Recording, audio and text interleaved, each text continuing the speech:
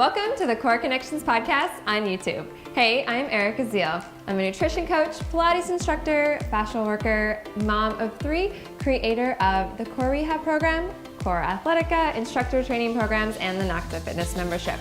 And my Core Connections podcast is designed so that I can help share information with you to help improve your quality of life. So tune in to this episode. Today's quote of the day: "An inch of movement will take you farther than a mile of intention." Thank you, Dr. Steve Maraboli. So today's podcast, I'm excited we are going to dive in and talk about your hips, glutes, knees, legs, alignment, and squatting, and all sorts of fun stuff that really has to do with alignment and fascia of your pelvis and hips, because hips can be a bitch, but they also serve a huge purpose. And it's really, really important that we understand and bring awareness to what's going on with our hips and our pelvis. And so I'm excited to dive into some movement talk today. And I'm also filming this on video. So for those of you listening on the podcast, thank you so much. I'm so grateful for you and glad that you are here. And later on down the road, if you want to check out some of the movements that I will show later on in this podcast, you can check those out at the blog or on YouTube. So thank you all so much. So you know that I love to talk about your core, right? Well, your pelvis is, in my professional opinion, it is the base of your core. It's super important for many reasons. And when we think of our pelvis and our pelvic bowl, right? Our pelvic floor is there. There's all this fascia. It also helps to hold some of our organs, and our hips and femurs all come up into the pelvis. So when we really think about what the pelvis is, it's not connected with bony structures. It's really connected with fascia, connective tissue, which allows for imbalances to happen a little bit more easily, because if we all tend to fall into these postural tendencies, the way we walk, the way we sit, the way we carry a child, the way we stand, the way we sit in a car, all those types of things. And that can lead to imbalances in the body. And for me, I always like to start by looking at what's going on with the pelvis. It's kind of one of those, like, do you go with the feet? Is the feet causing the pelvis to be misaligned? Is the pelvis causing the legs and feet to be misaligned? So for me, I always start at the pelvis, no matter what is going on with the body, no matter where the pain is. Even if I get someone that comes to me and they've got neck pain, shoulder pain, I'm instantly gonna just first say, well, let's see what's going on with your pelvis. Because if we don't address and work towards realigning and rebalancing what's going on through your pelvis, then we can't really ever truly, I feel anyway, get rid of the pain in the neck. Right? Now, of course, there are things that can lead to pain in the neck, like constantly being on a computer, and I'm not to say that, but in general, pretty much always, or I have always found with anyone with neck pain, for example, or issues with the feet, plantar fasciitis also being one of them, really can stem from what's going on in the pelvis and with the hips. So it's very important that we pay attention and bring awareness to what's going on with our hips. And with that is squats. Squats are a great exercise, right? And that's something that I want to break down and talk about today and bring up, is it okay to do deep squats, or should we not do them? Should we do them weighted? Should we do them unweighted? Things like that. So when we start talking about squatting, I love squatting. I think squats are one of the most effective and functional movements that everybody needs to be doing. But there's a big catch to that, and that is, are you doing them and are they being performed correctly for your body? And I'm not looking for perfection. It's not that. It's, are you moving in a way that is serving your body to be stronger, to be better aligned, to be more connected through your core, through your pelvic floor? Things like that. Because a lot of us have tendencies that we all have one side that tends to be a little bit stronger. We might have one leg that tends to rotate in or rotate out. And again, we're not working on perfection. It's about working on realigning balance so that we feel good and we move good throughout our day, and we are pain-free. This is really the most important, is that we are pain-free, right? So when it comes to squatting, is it good or is it bad? Well, I would like to first address squatting, deep squatting with weights. So we're going to see this in, more of the gym setting, the heavy lifters, and the deep squatting. Now, can a deep squat be effective for the body? Sure. Could it also be bad for the body? Absolutely. And when can it be good? When it can be good for the body is initially when we're doing it unweighted. So for example, and if you're watching the video, I'm taking, my legs out wide, laterally rotating, and zipping up toe. Before we ever go into a squat or any movement, I always prep everyone. We want to zip up lightly, be strong through our core. Because if we just go down and our energy is going down into the floor, we're compressing our spine, we're compressing our joints and our pelvis and pelvic floor, right? So we always want to be lengthening tall. So even as we go to lower down, we still want this nice energy flow kind of coming up towards the ceiling, okay, up towards the sky. So if we're going down in a deeper squat and we're doing it unweighted, you want to see how your body feels. You can get nice and low. Now, this is something I've worked on. I notoriously have tighter hips and narrow pelvis, so this is something that I have spent quite a bit of work doing, and that is just to get my hips to open up. So when you get down into a deep squat, we want to lengthen our spine. And if your booty's down a little bit, we want to avoid this really tucked, rounded position. If we're really rounded down here and we're doing a deep squat and we've got a barbell over our back, but when we go to push up, if the knees are rotating in, our pelvic floor is pushing out and forward, and then we push upward, we could be leading into all sorts of causing problems with the pelvic floor, with the knees, with the hips, you name it. Probably not a very good functional movement. Now, if we're doing a deep squat, to hold it, say, in a more yoga type position, unweighted, we're working to get deeper, we're working to lengthen our spine, connect lightly through our pelvic floor, then it could be an okay position to do. One other thing, right, you can do is you can always prop your heels up. So you could use a towel, or sometimes I'll just show here with another mat when you're rotated out, and all of a sudden you're like, okay, now I can get more length through my spine and I'm not so tucked in my pelvis here, right? Because we want to avoid rounding and tucking the pelvis. And then when we go to lift up, you always want to connect lightly with that pelvic floor, right? Booty back, lift up and be strong through your pelvis versus tucking and lengthening up. That's where we can lead to all sorts of back issues, pelvic floor issues. And something that I always like to talk about, this is a conversation I always have with all of my instructors that I teach, is when we start talking squatting and pelvic floor function, is this doesn't just apply to women, it also applies to men as well. Obviously, as women, we have to be more aware of what's going on with the pelvic floor because of pelvic organ prolapsing. We've got the bladder, we've got your uterus, and we've got our intestines as well. And that's something that men don't always realize.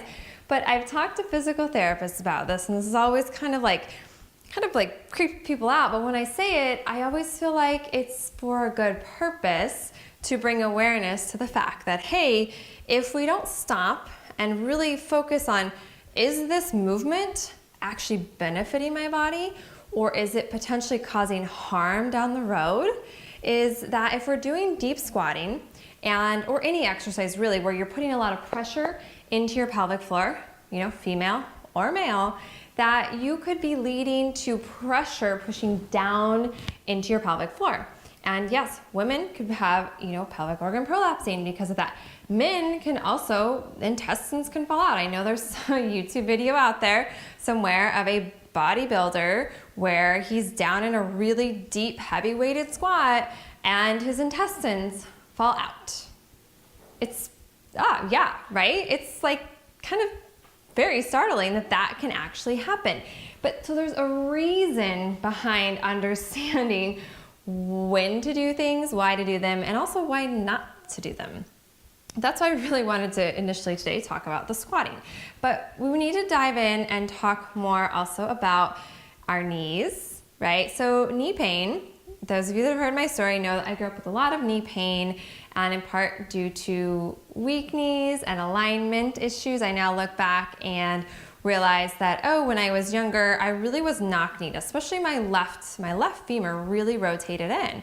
And so I couldn't connect well into my glutes and my hips. Well, it's taken my own profession and years of research and experimenting and learning more about not only my body, but obviously movement and fascia in general, to understand that, you know what, if someone looked at my hips a long time ago, that would have probably fixed the knee pain even quicker. So knee pain, back pain, foot, neck, everything, we all have to go back to what's going on with the hips, with the pelvis. So with knees, for those of you listening that have ever experienced knee pain or have had an ACL surgery, I have clients that have had that, and we can really work to strengthen the stability of the legs. And it's more than just doing inner thigh work and outer thigh work. That's great, nothing wrong with that. But it's more important to work the fascial connections, finding that tensegrity through the legs. So for instance, and we talked about some like the deep squatting, where again, okay, so going into a deep squat, if it doesn't feel good for you unweighted, we definitely shouldn't add weight with it, right? Listening to the body. And when it comes to doing just squats in general, something we really need to be aware of, knee pain, no knee pain, ACL recoveries, whatever it is, and prevention is, how are our legs tracking? Are our femurs, our thigh bones, are they straight? Are our feet straight? You'll see a lot of times that, maybe the knees go in and the feet go out, or the knees go out, the feet go in. There's all this, funkiness that can go on, and we can really work towards improving that. So one way to do that is just walk in place for a second. Then you want to stop and push your feet. Now I'm sitting on a mat, and I do recommend when you do this, put something underneath your feet, even if it's just a rug, because when you have a little bit of feedback by what you're pushing in with your feet, it can help you find that tensegrity, that fascial connection through your body. And this is where the fascia conversation, I'll bring it up, probably every time I ever talk about movement, in all honesty, because it's so important. Yes, it's good to be muscularly strong. I believe it's even more important to be fascially strong, because the more that our fascia through our whole body communicates through our body, the better connected and stronger that we are, okay? So when you walked in place, you stop, look down at your feet. Are your feet parallel, or is one kind of wandering off somewhere else and one doing something else, and whatever it is? Now I want you to bring those feet right underneath your hips. And when I say hips, I mean sits bones. So remember that bony part of your butt. You want to go straight down from that, not out wide, right underneath you. Then from there, feet are pushing lightly into the ground. Are you locking your knees? I want you to make sure that you're not locking them. If you are, just unlock them, because that brings awareness to, oh, hey, my legs have to work. The fascia has to turn on, and we get more of an energy flow and connection happening through our body for our legs and also for your core. Very, very important. So from there, we want to lengthen up tall through our body. Then as we go to lower into a squat, remember right off the bat how I talked about we want to lift and lengthen out of our pelvis. Same thing right here. You want to lift and lengthen up out of your pelvis to then lower down into a squat. Now, the test is how far down can you go before you start to feel any pain in your back and your knees, okay? We want to keep your body pain-free, and you want to really keep that in mind as you are working out and doing squats, whether you're going to a workout class or you're working out on your own or you're following online videos, whatever it is. You want to stay within a range where you feel good and strong and connected first, and then we can open up the range of motion as you do get stronger. So as you lower down, if you start to notice the knees start to hurt, well, I want you to shift your butt back. If you start to notice you feel pain in your back, then pay attention. Are you tucking your butt like this and lowering down? If that's happening, you need to lift up out of the pelvis, shift so your butt is sticking out a little bit more, but make sure you're not dropping into your low back. Okay, that's something that I see a lot, is you can have a tucked pelvis and drop into your low back. I cannot do that because my back doesn't do that, but it's not uncommon. Just because you feel pain in your low back when you squat doesn't mean that it's you need to tuck your pelvis more. Maybe your pelvis needs to open up a little bit and you need to lift up through your core, through the front of the body and inside a little bit more. So we're lifting up out of our pelvis, right? And creating more space in our spine. So parallel squats, I love them. They're so good in the fact that we can see, is one side pulling more than the other, vice versa. So pay attention to that next time you go do squats. Like, is one leg working more than the other? Is your left glute firing the way that it should? And if not, bring more awareness to that and work through a range of motion where you feel that. So for instance here, I'll show in this video and talk you all through it, is when we lift up and we lower down, notice like, okay, do I feel my left side working more and not my right? So bring awareness. You could even like take your hand and like smack your butt and hamstring a little bit, because that tactile cueing can actually help to bring some blood flow and stimulation to the fascia to turn it on, okay? Then I'm gonna lead in talking about pulsing. So I like pulsing because it helps to stimulate the fascia, okay? Working through a range of motion where you feel good connection through your core, you're lengthening tall, we're working our legs, and you are going to start to fatigue quicker, okay? Then you can work into a bigger range of motion, but when you come up, watch that you don't lock your knees and tuck your butt and just let everything go, okay? It's all about staying nice and tall and connected, going down to where you feel strong, pushing your feet into the ground, lifting up out of your feet. And so when you get to the top, notice I didn't lock my knees, and I'm not going into my back. I'm staying connected. Then I'm lowering back down. Exhale up. So a big piece of every movement you should ever do, specifically talking, this really goes for anything, but specifically talking squatting and the pelvis, is we always want to feel as though our feet are lightly pushing into the ground and we're lifting up out of the ground, lifting up out of our pelvis, because that's going to help you to stimulate the fascia through your legs, through your pelvis, through your entire body better. And the more that we practice that when we are initially aware of it, and again, you do, just like anything, this is all about creating like new habits and awareness, okay? So the pulsing is really, really, really good to stimulate fascia. Then feeling the opposition, very, very good for stimulating fascia. But initially we have to be very aware of this. And the more you do it, the more it becomes a habit. And you may notice that we need to take weights completely away initially to really practice the fascial connection. Nothing wrong with doing weights, but again, should not cause pain in the body. And so when we're doing a squat and just parallel, for example, right now, really good to work on, again, tracking, because if you've had, say, an ACL repair or you've got pain in a knee, it's typically not the knee itself that really caused that. It's like what's going on in the pelvis. So paying attention to that, and you can make your legs so much stronger, quicker, by feeling this fascial opposition and tensegrity through your body. So it's quite amazing what our bodies are capable of. So just feeling that opposition, even if you're just listening right now and you're sitting or you're standing or walking, doing this, like really feel this energy and like you're trying to lift and create more space through each vertebrae of your spine, through your pelvis, through your hips. Because when it comes to our hips, and say those of you that are runners as well, right, we can get pretty jammed up in the hips. So if we can think about creating space around those hip capsules in our pelvis, then all of a sudden you might start to bring more awareness to waking up the fascia inside. So there's the pelvic floor at the base, but there's also all this fascia that goes around our organs and our intestines and through our pelvis and around our pelvis. And when we go to the back and we talk about our sacrum, do you realize that your sacrum is not really attached by any bony structure, right? It's attached with fascia. So I remember years ago, someone said to me, oh, like, I don't know where they came up with this, like at the age of 28, your sacrum will fuse and get stuck. And I was like, really? And I was like, oh, I don't know about that. And so I had some conversation with someone else about that who'd been in, the gyrotonics world and Pilates world for many, many years. And she's like, no, it doesn't actually fuse. What happens is a lot of people's sacrum gets stuck.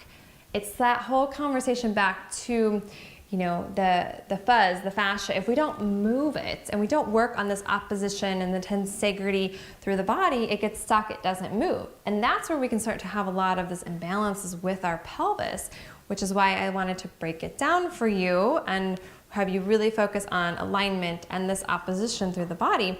Because if we tend to pull on one side more than the other, and we've got some really junked up, mangled up fascia that's stuck, it's the fascia that's in your pelvis, your sacrum, around your hips, that is most likely causing some pull from one side to the other.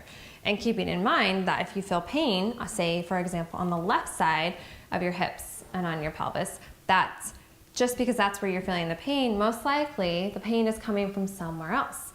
It could be coming from, because the right side is pulling on the left side and you're experiencing the pain on the left, but the right is actually where it's tight, and that's the side that you need to work more on.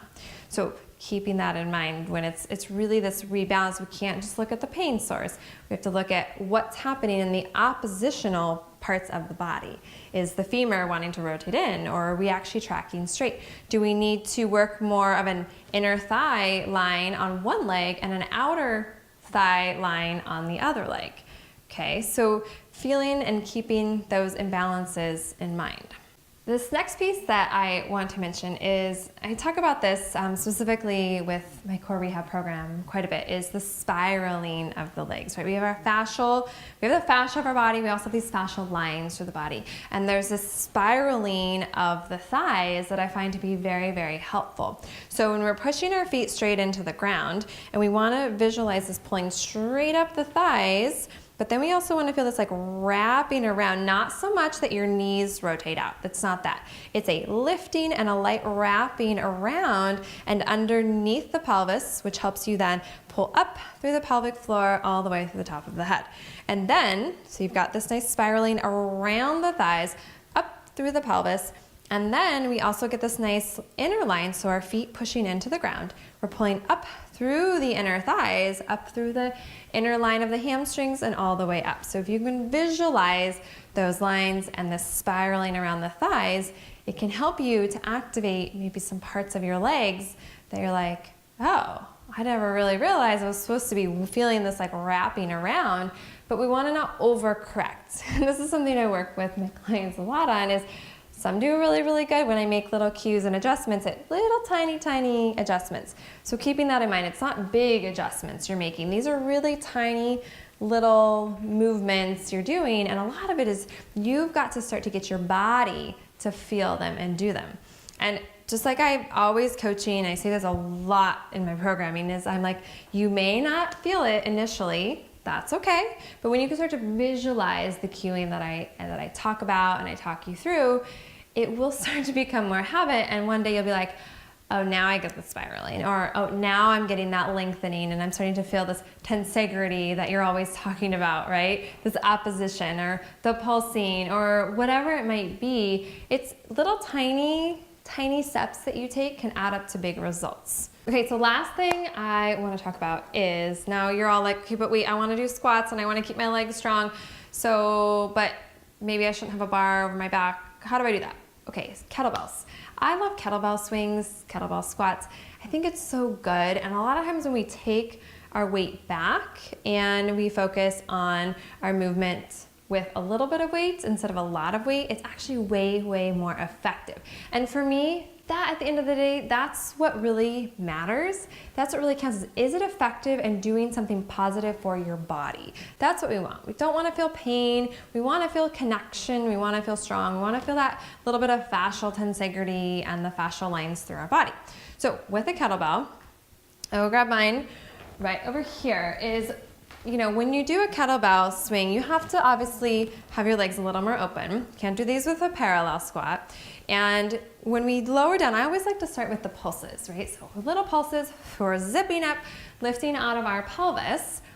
Okay, now one thing here, and I'll show this, so if you're listening, tune in, you can fast forward to see the video here, just to make sure that when you lower down in your squats, to strengthen your hips, you want to make sure that you're not overly tucked. You also want to make sure you're not overly like dipping into your back.